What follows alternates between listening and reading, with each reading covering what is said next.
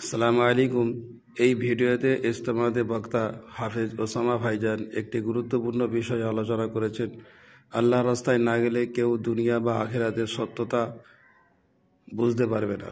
এই বয়ানটি আমাদের জীবনের লক্ষ্য এবং আখিরাতের প্রস্তুতি সম্পর্কে গভীর ধারণা দেয়। আল্লাহর রাস্তায় অনুসরণ না করলে আমরা কিভাবে দুনিয়া এবং আখিরাতের গুরুত্ব বুঝতে পারব, সেই বিষয়টি এখানে স্পষ্টভাবে তুলে ধরা হয়েছে। ভিডিওটি দেখুন এবং শেয়ার করুন যাতে আমরা সবাই সঠিক পথের সন্ধান পেতে পারি। আল্লাহ আমাদের হেদায়েত দান করুন। দো জাহানের বাদশার বেটি খাতুনে জান্নাত হযরত ফাতিমা রাদিয়াল্লাহু তাআলা আনহা শরীর ঢাকার পোশাক নেই, অথচ কোনো শিকায়েত নেই। নিজের শরীর ঢাকার মতো কোনো পোশাক নেই, অথচ কোনো শিকায়েত নেই। এর উপরেও সবর।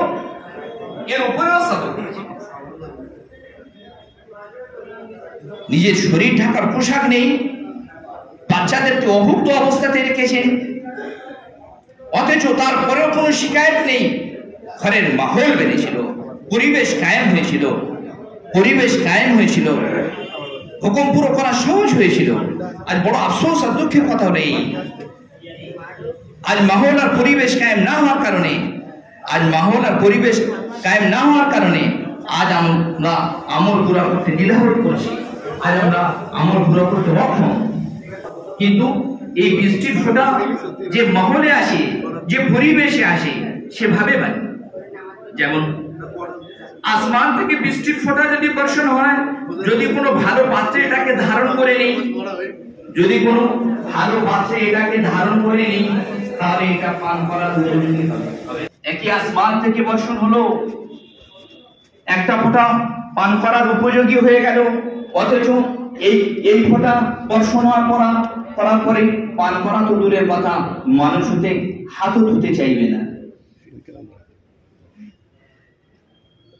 চাইবে মাহৌল একে উপযোগী বানিয়েছে। ওই বৃষ্টির ফোঁটা পড়েছে একটা কচু পাতার উপরে। আরে কচু পাতা রেখেছেন? এলাকায় কচু পাতা দেখা যায় না? কচু পাতায় পড়েছে। কচু পাতায় পড়ার পরে সূর্যের যখন রশ্মি পড়েছে, তো মুক্তোর ন্যায় চমকায় না? তলমল করছে, মুক্তোর ন্যায় চমকাচ্ছে। এটা কি মুক্ত? এটা তো মুক্ত নয়, কিন্তু মুক্তার ন্যায় চমকাচ্ছে। এটা মুক্তা নয়, কিন্তু মুক্তার ন্যায় চমকাচ্ছে। আবার সমুদ্রের তলদেশ থেকে ঝিনুক উঠে এসেছিল বৃষ্টির সময়। সে মুখ হাঁ করেছিল, আর বৃষ্টির ফোঁটাকে নিজের ভিতরে ধারণ করে নিয়ে চলে গিয়েছে গুমনামির ভিতরে। একদিন এ রূপান্তরিত হয়েছে মুক্তাতে। মুক্তা তৈরি হয় কোথায়? ঝিনুকের ভিতরে। কিন্তু এ মুক্ত তৈরি হওয়ার জন্য শর্ত হলো নির্দিষ্ট চাপ এবং নির্দিষ্ট তাপ। এই ফোঁটাকে যদি সোনার পাত্রে ধারণ করে রেখে দেন ভালো কোনো জায়গাতে, সেখানে মুক্ত তৈরি হবে না। এই বৃষ্টির ফোঁটা পান করার উপযোগী হলো, এই বৃষ্টির ফোঁটা একেবারে অনুপযোগী হয়ে গেল।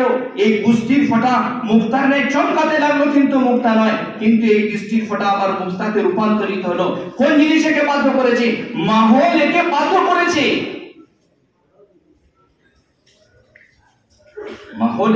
করেছে। এই জন্য চাওয়া হচ্ছে একটা মাহৌল আর পরিবেশ কায়েম হোক, যে মাহৌল আর পরিবেশ কি করবে? মানুষকে আমাল করতে বাধ্য করাবে। যেভাবে সাহাবায়ে কেরাম রাদিয়াল্লাহু তাআলা আজমাইনদের মাহৌল আর পরিবেশ কায়েম হয়েছিল, যার কারণে বাচ্চাদের ভিতরে সবর ছিল, বাচ্চাদের ভিতরে শুকর ছিল, মাসুরাতের ভিতরে সবর ছিল, মাসুরাতের ভিতরে শুকর ছিল, কানাআত ছিল, তাকওয়া ছিল, তাআক্কুল ছিল, পুরুষদের ভিতরে হুকুম পুরো করার জজবা সব ছিল, আল্লাহর নিসবতে জান কুরবান করার শখ ছিল।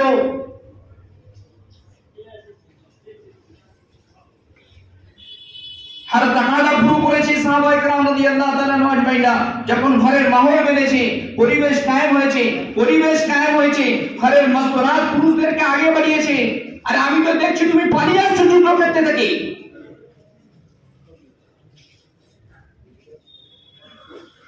जिम्मेदारी দেওয়া হয়েছিল, जिम्मेदारी पूरा করতে তুমি দিনামত করতো, जिम्मेदारी पूरा করতে তুমি দিনামত করছো, সেখান থেকে যেন পালিয়ে আসছো।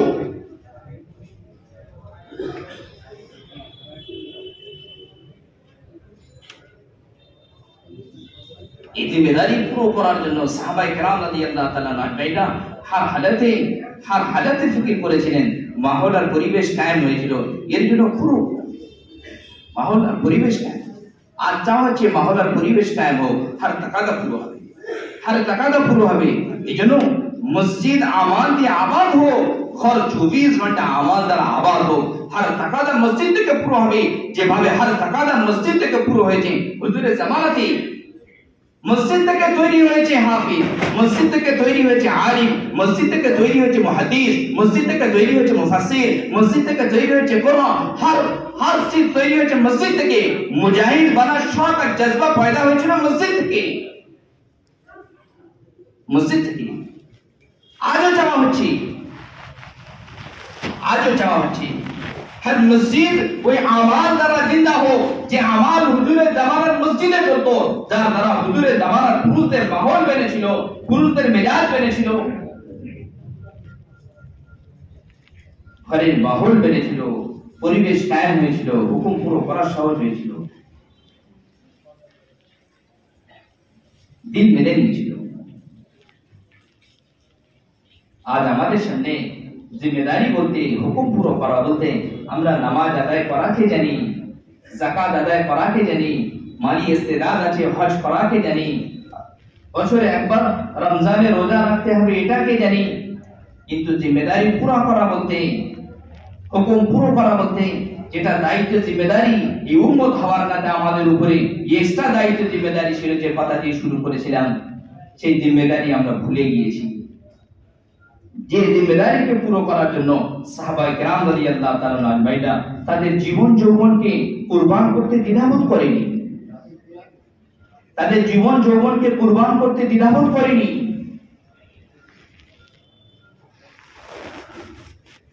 যার কারণে ইমামুল আম্বিয়া, সাইয়্যিদুল আম্বিয়া, যাকে না বানালে আল্লাহ তাআলা কায়নাতের ওজুদকে বখশাতেন না, তার পিছনে নামাজ পড়ে ছেড়েছেন। যে जिम्मेदारीকে পুরো করার জন্য তার পিছনে নামাজকে ছেড়েছেন, মুকদ্দাস জায়গার মহব্বতকে ছেড়েছেন।